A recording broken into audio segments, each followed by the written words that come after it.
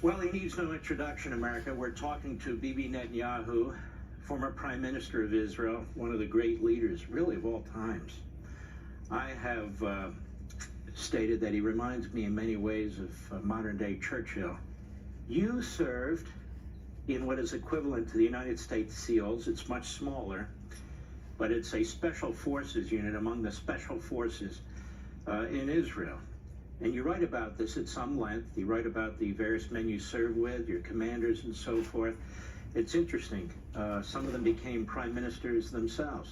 Ehud Barak, Rabin. Tell us about the Sabina airline hijack.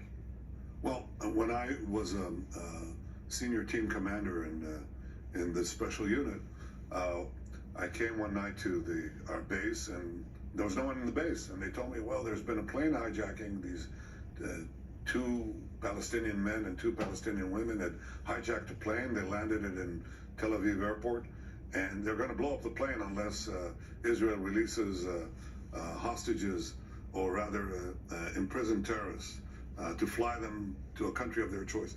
And we drove to the airport.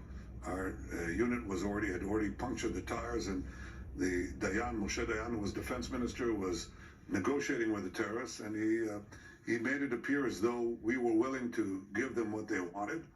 And in the meantime, we'd prepare the plane for takeoff. And they took 16 of our soldiers, including me, to dress up as mechanics, and we'd come in a baggage train, and we'd fix up the plane. And when we got into position, next to the entrances of the plane has a lot of entrances.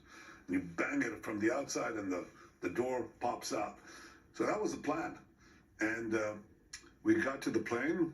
They had the Red Cross official frisk us. He noticed within view of the terrorists in the cockpit, and he noticed that I had a gun there in a pistol in my boot.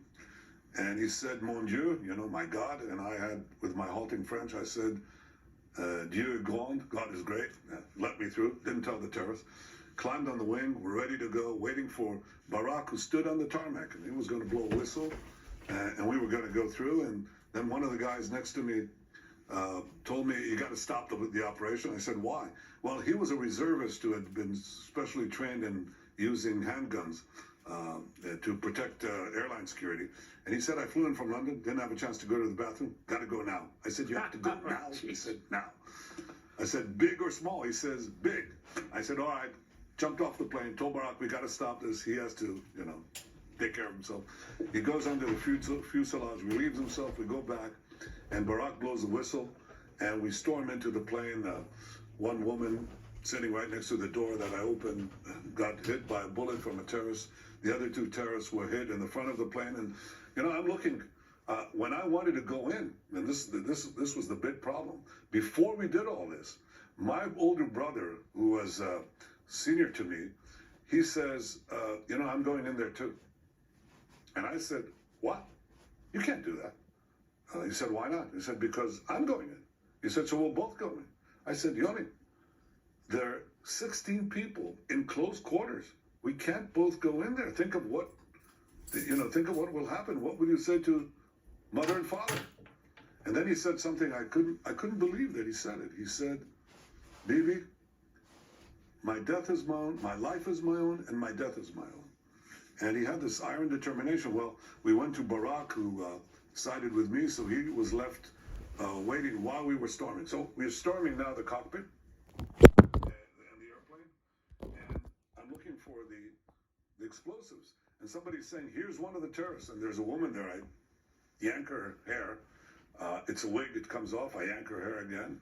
And one of the people one of the unit members says, "Bibi, let me handle her." And he slaps her with a loaded pistol, on the face. The bullet goes through her right into my arm. Felt like a sledgehammer hit me. And I was taken off the plane. It ended in 2 minutes, this whole operation. Killed the two terrorists, captured the two women. No charges exploded. And I was lying on the tarmac, wounded. And Yoni, I see him rushing from afar. He's getting closer and closer. There's a terrible look of anxiety on his face. And he stands above me, and he sees this splatter of blood on the white overall of mechanics, on my sleeve. And there's this huge grin spreads on his face. And he says, "You see, Bibi, I told you not to go." And I was lucky because the bullet didn't hurt my nerve or bone. So he continued. He stayed on in the unit. I left the military a year after that. He stayed, and 4 years later, he commanded the historic rescue at Entebbe, which has really no precedent in military history and in modern history. And he was killed while leading his men in rescuing the hostages in the heart of Africa.